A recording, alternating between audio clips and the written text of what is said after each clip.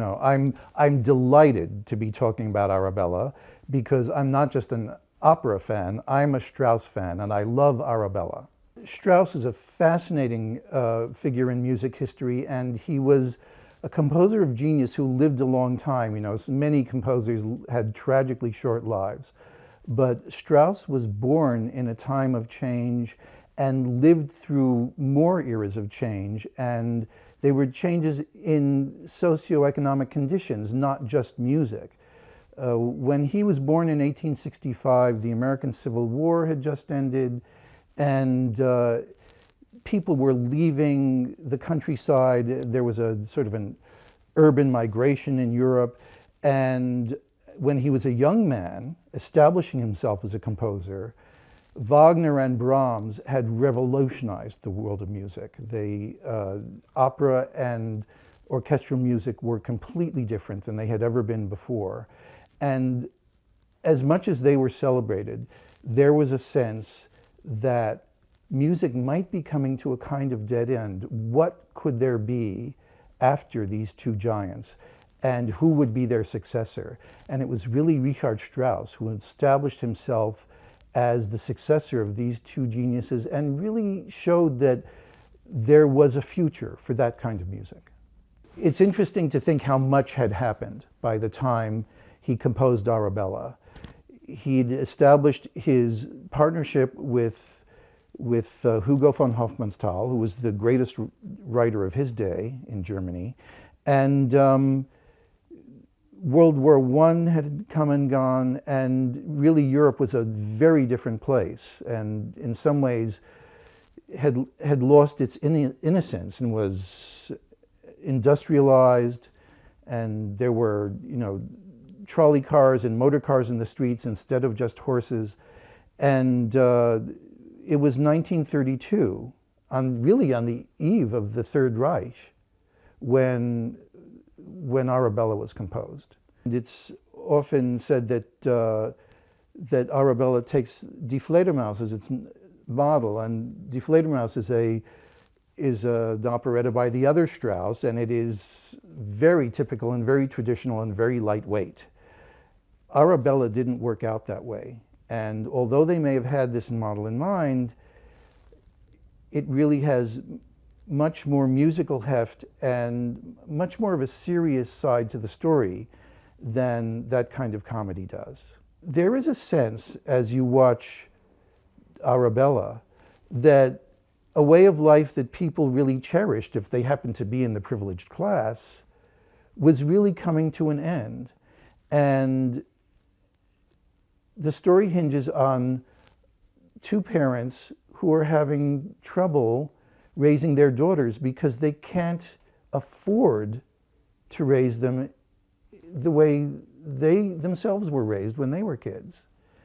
And in order to keep this way of life going, they dress one of their daughters as a boy and raise her as a boy. And if you think about it, it's a pretty odd and serious thing to do.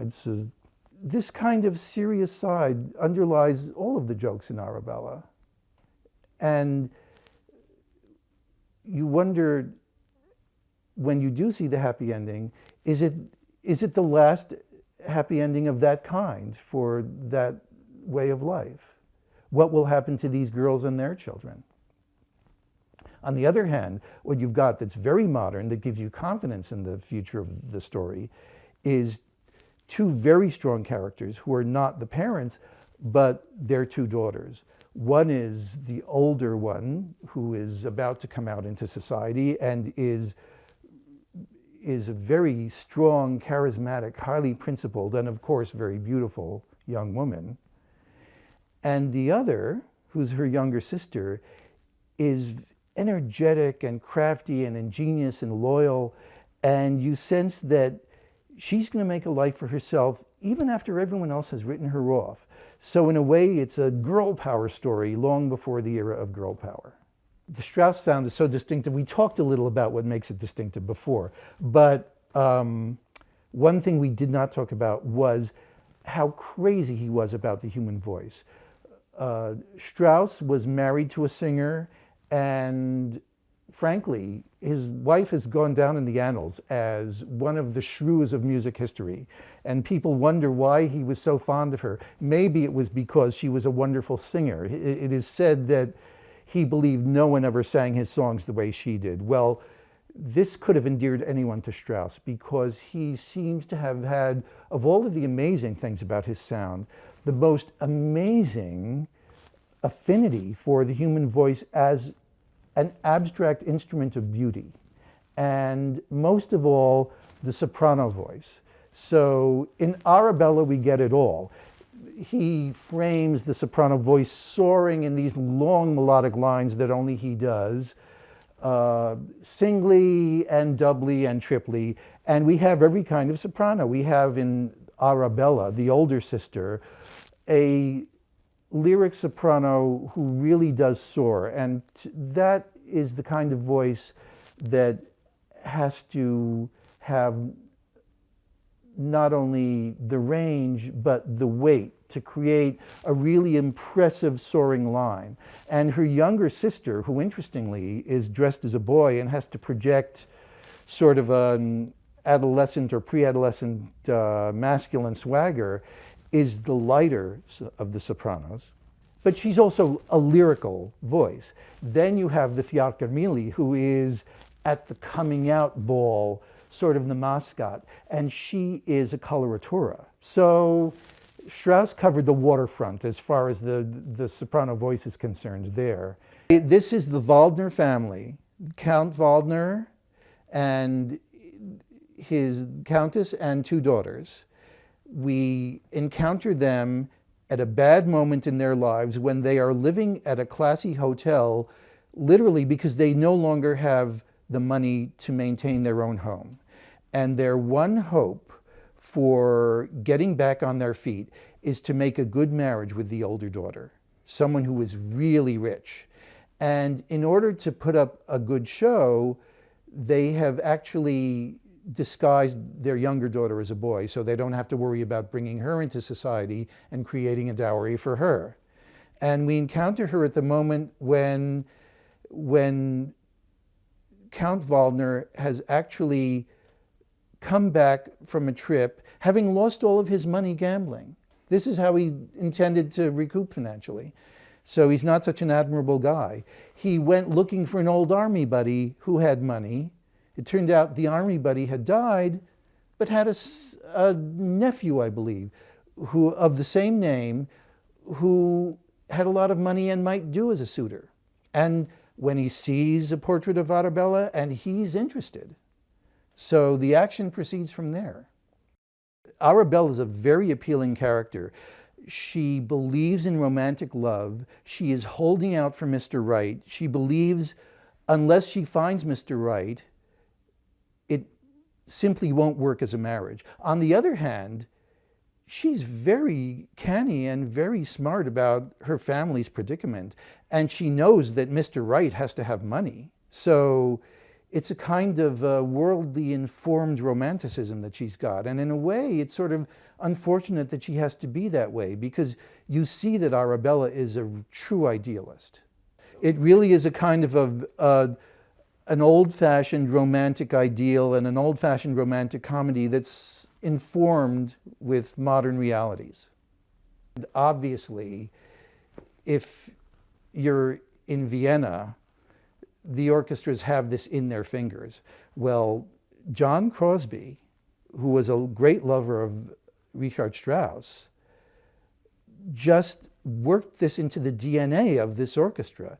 He's done, or he did Strauss productions from the very beginnings of the festival, and did them more years than not. And in all of the US, I mean, there are many companies that are larger than the Santa Fe Opera, but none that have the kind of Strauss legacy that the Santa Fe Opera has.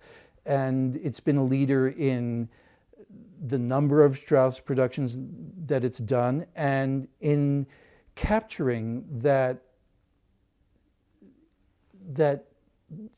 that indescribable, romantic, almost confectionery Strauss sound. When you have a great conductor like Andrew Davis, who can work with it and who has this very deep understanding of the Strauss sound, there's a great freedom there to be able to do exactly what you want. I'm actually thrilled to know that we have Erin Wall in the title role of Arabella. You know, it's even more difficult than it might seem to bring off these characters, and you need someone who can not only look right on stage and move well and enact a character, but really project a sense of intelligence and energy, and has the beautiful voice that's capable of the melting phrase or the high soaring notes, and I just can't wait to hear what she does with it. A lot of people compare Arabella to Der Rosenkavalier and think that they're very similar, but really the differences are more interesting than the similarities. Really, the sentiment overrides everything in Der Rosenkavalier, and at the end of it you have a sense that it's just an old-fashioned story that could keep on going forever. Arabella is much more modern. Rather than look backward the way Der Rosenkavalier does, Arabella is really looking forward. And so, although the sentiment and the romance are there, they're presented in a more modern way. And you have confidence in these two young women who are going forward with their lives, but you also have a sense that they're going forward into a much more modern time, and you wonder how they'll do it.